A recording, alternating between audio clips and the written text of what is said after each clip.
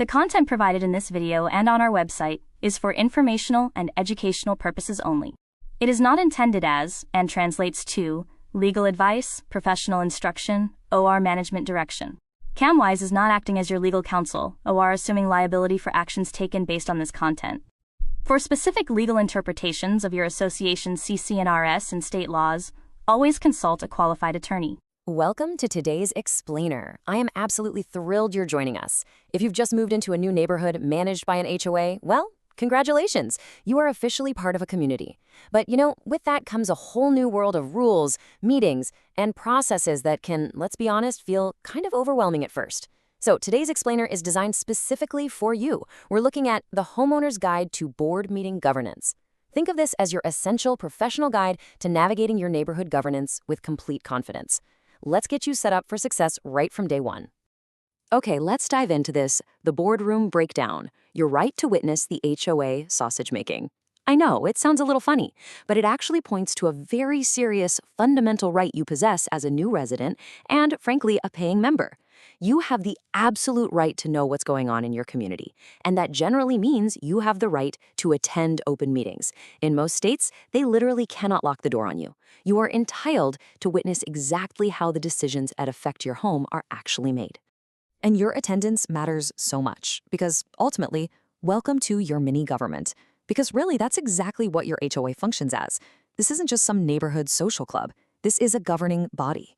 It's where laws, or in this case, community rules, are actively debated and where the budgets funded by your hard-earned dues get approved.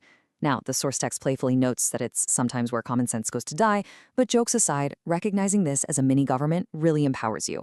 It means you should take an active interest in the whole process. So we're going to demystify the rules, establish the boundaries, and give you clear, actionable steps so you know exactly how to participate effectively. Here's our agenda for today's Explainer. 1. The meeting calendar explained. 2. The art of silent observation. 3. Mastering the open forum.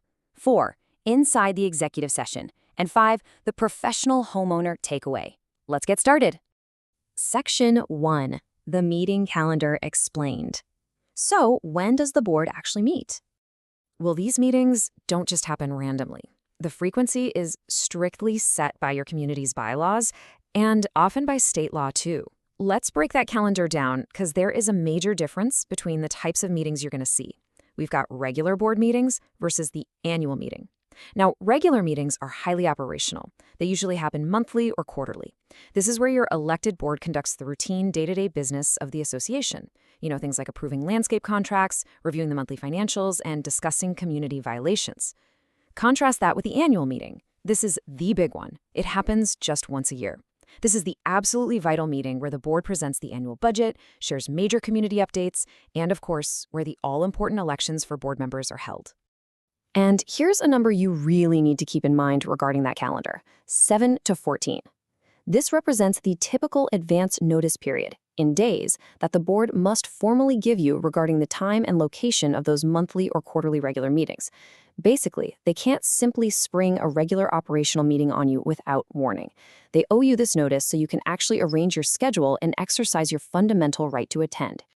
Section 2. The art of silent observation. Your right to attend. Now, showing up is half the battle, but once you're actually in the room, there are boundaries you need to understand. And that brings us to observer status. This is your right to witness the board's business and their voting, but, and this is a critical distinction, without being a participant or interrupting. During the bulk of these meetings, you have to behave as a silent observer. You sit down, you listen closely to the debate, and you watch the process unfold. You do not have the right to spontaneously offer your opinions or interrupt the board while they're conducting the association's business. You're there to watch your community's mini-government work. Section 3. Mastering the open forum. Your moment to shine. So, as a new resident, you might be thinking, well, if I have to be silent, when do I actually get to speak? Here's exactly how you master the open forum. Step 1. Sign up for the open forum beforehand if your community requires it. Step 2, prepare a concise topic, and this is key, ensure it's actually within the board's authority to address. Don't bring up city parking issues if the HOA doesn't control the streets, right?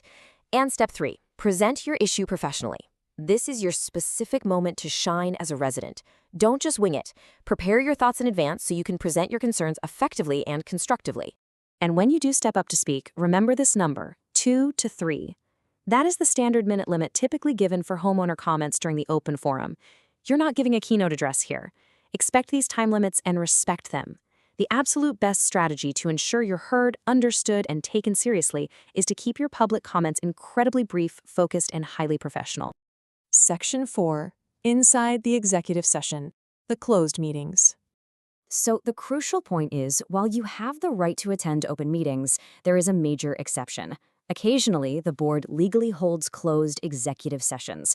What exactly goes on behind those closed doors? Well, legally justifiable secrets. They cover legal matters like ongoing lawsuits or privileged attorney-client communications. They cover personnel issues regarding the staff or contractors employed by the HOA. They handle sensitive contract negotiations in the bidding process.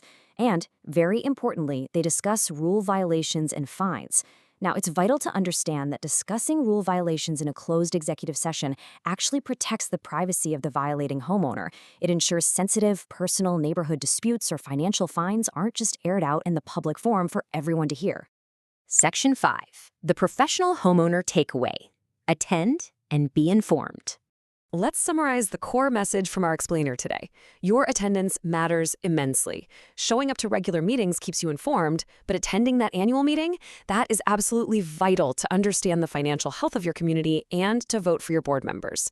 If you've got an urgent issue, just follow the rules, sign up for the open forum, and be concise and professional. We're going to wrap up by leaving you with this provocative question. How will you shape the financial health and future of your community?